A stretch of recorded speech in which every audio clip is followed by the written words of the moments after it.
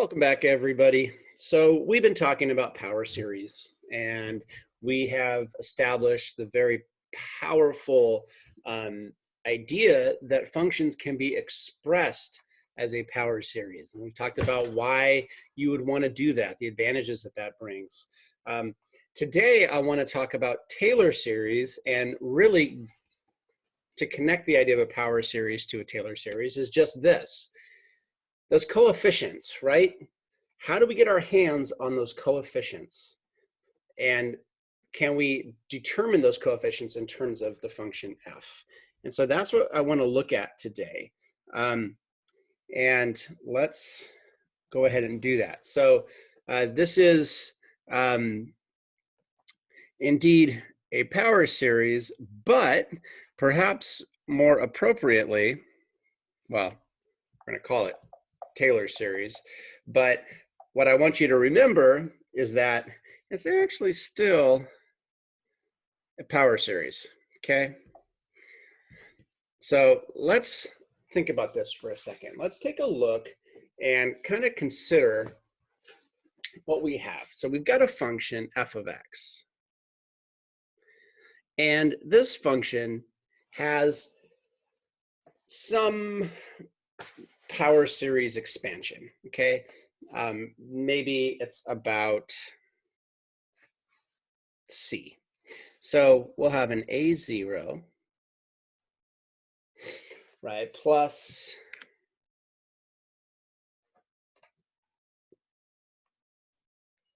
a1 times x minus c plus a2 times x minus c squared plus a3 times x minus c cubed plus a4 x minus c to the fourth. I'm running out of room here, but there we go.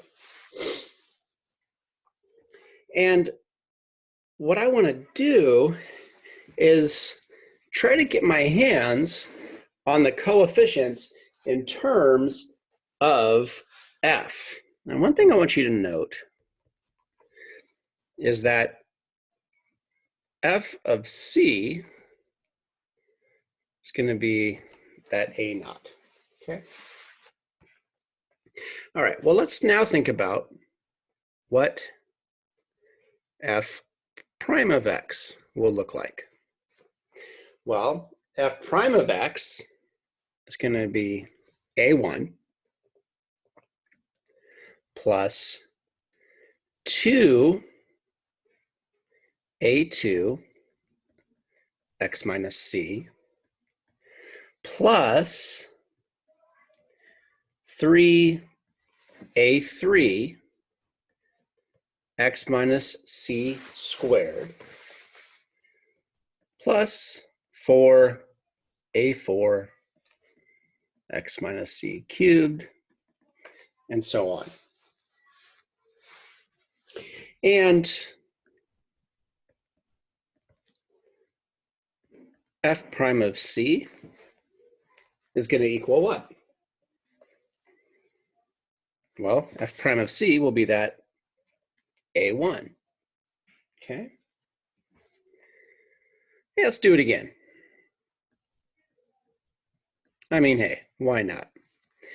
So when we do it again, we're going to get 2 a2 plus 6 a3 x minus c plus 12 a4 x minus c squared, and so on. Well, note, f double prime of c is going to equal what? Well, again, just like the others, right? Letting x be c is going to make all these terms after the constant term 0.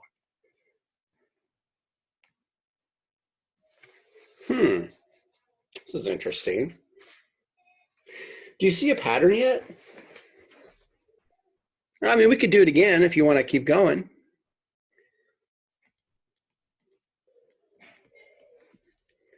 If I do it again, I'll have 6a3 plus, well, 24a4 x minus c plus, keep going, and note that f triple prime of c is going to be equal to 6a3.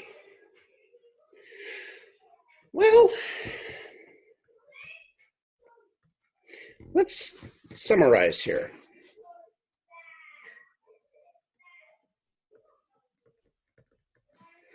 Let's summarize. F of C was A0. F prime of C was A1.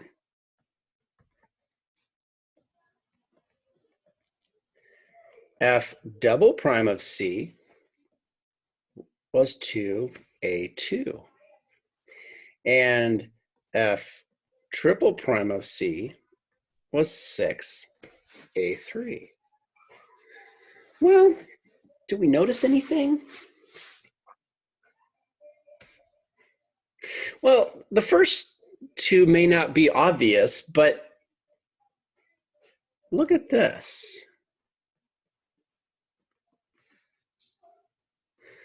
There's A2 in terms of F. Here's A3 in terms of F. So really, we have this pattern.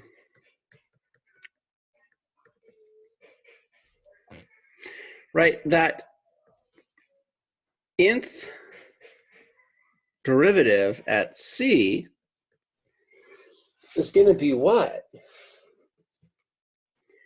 Well, it's going to be in factorial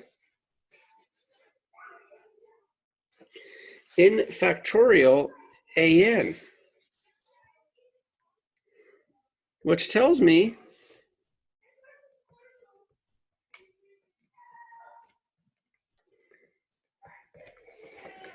this wonderful result. Write that a little better. So, whoops, I bumped the table. So I have my coefficients in terms of F, derivatives of F of various orders, but interesting. Notice that the AN corresponds to that nth derivative over n factorial, okay?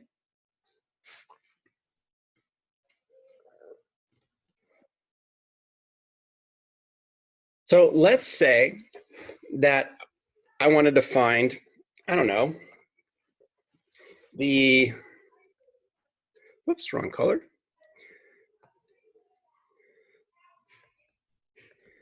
The nth degree, what's known as a Taylor polynomial.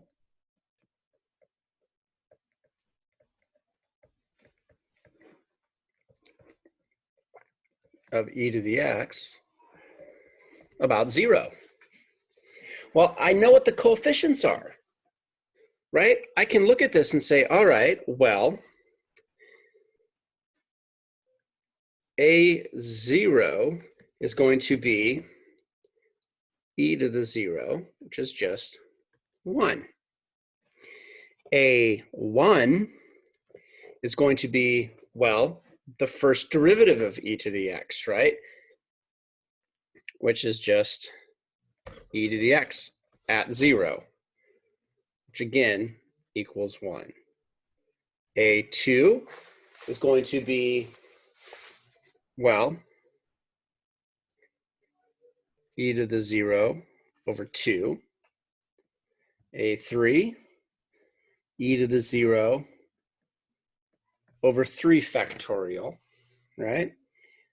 A4 would be e to the 0 over 4 factorial, and so on, to where when we get to an, we'll have e to the 0 over n factorial.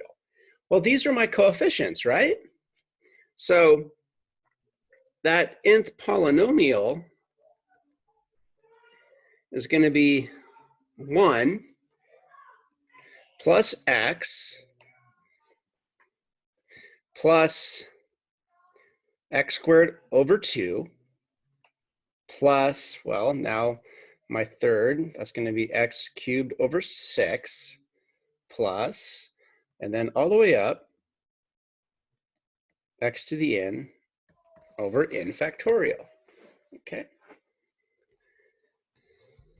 And so while we're at it, we could even say, oh, e to the x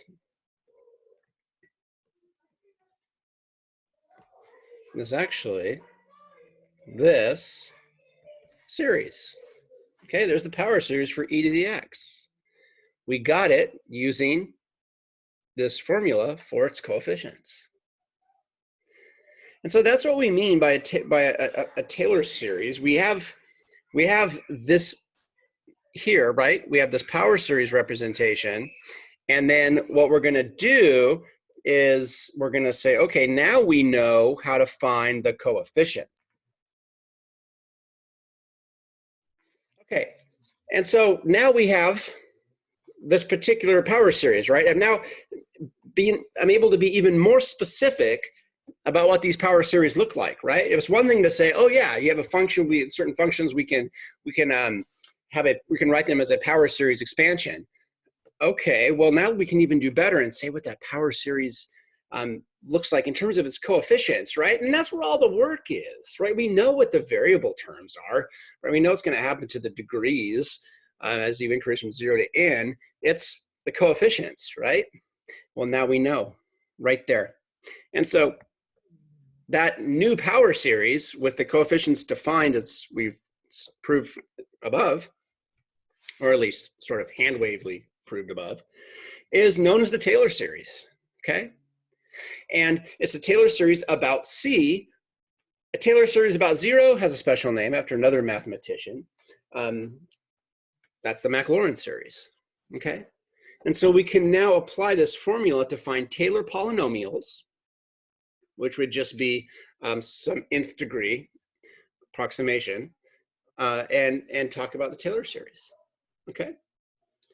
So what you're going to find next are a series of examples where we're going to look at some Taylor series expansions for some certain functions that you are familiar with.